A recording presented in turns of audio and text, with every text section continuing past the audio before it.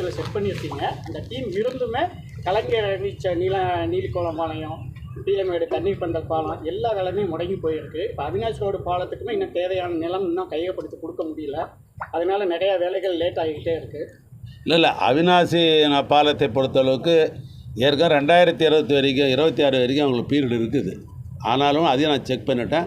அதுவும் முன்னமாகவே அந்த பாலப்பணிகளையும் நாங்கள் கட்டாயம் அது விரைந்து முடிப்போம். எனக்கு எங்களுடைய அதிகாரி கொடுத்துருக்கிற அந்த அடிப்படையில் பார்க்குற போது இப்போ ஏறத்தாழ 67% பணிகள் இந்த அவினாசி அந்த பாலத்தில் முடிஞ்சிருக்குது. டிசம்பர் மாதத்துக்குள்ளே நான் அதை முடித்து தர சொல்லியிருக்கிறேன். 2024 டிசம்பருக்குள்ளே அதை முடித்து தர சொல்லியிருக்கிறேன். அதை கட்டாயம் செஞ்சிடுவாங்க நான் நம்புகிறேன். இப்போ சில இடங்களில் என்ன நிலையம் கையப்படுத்தல தாமதமாக இருக்குதுன்னு சொல்லியிருக்கிறீங்க. மாவட்ட ஆட்சித்தலைவர் இங்கே தான் இருக்கிறாரு. அதே போல் வருவாய்த்துறை டிஆர்ஓ இங்கே தான் இருக்கிறாங்க.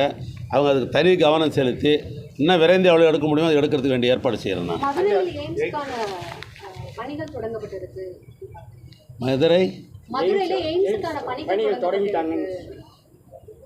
அது ரொம்ப நாளாக தொடங்கிட்டான்னு தான் சொல்கிறாங்க. காம்பவுண்டு மேலே போட்டாங்க, அவர் 2 கல் எடுத்து வச்சாங்க. அப்புறம் உங்களுக்கே தெரியும். அதுக்கு பின்னால் அவங்க அறிவித்ததுக்கு பின்னால் பல ஆண்டு காலம் அந்த கிடப்பில் இருந்தது. இன்னும் சொல்ல போனால் போன முறை நான் இது அரசு அதிகாரிகள் வைத்துக்கொண்டு நான் அரசியல் பேச முடியாது. ஆனாலும் கூட உங்களுக்கு ஒரு செய்தியை நான் பகிர்ந்து கொள்ள விரும்புகிறேன். சென்ற முறை நாங்கள் 3 ஆண்டு காலத்திற்கு முன்னால் தேர்தலில் நாங்கள் பணியில் ஈடுபடுகிற பொழுது தேர்தல் பிரச்சாரத்துக்கு இன்றைக்கு இளைஞரணி உடைய விளையாட்டுத்துறை அமைச்சர் தம்பி உதயநிதி ஸ்டாலின் அவர்கள் தன்னுடைய தேர்தல் பிரச்சாரத்திலேயே ஒரு செங்கல் வச்சு காட்டினார். இதுதான் எய்ம்ஸ் மருத்துவமனையில் அடிக்கல் நாட்டப்பட்ட கல்லுன்னு சொன்னார். உங்களுக்கு தெரியும், நீங்கள் தான் எடுத்து போட்டிங்க தொலைக்காட்சியெல்லாம்.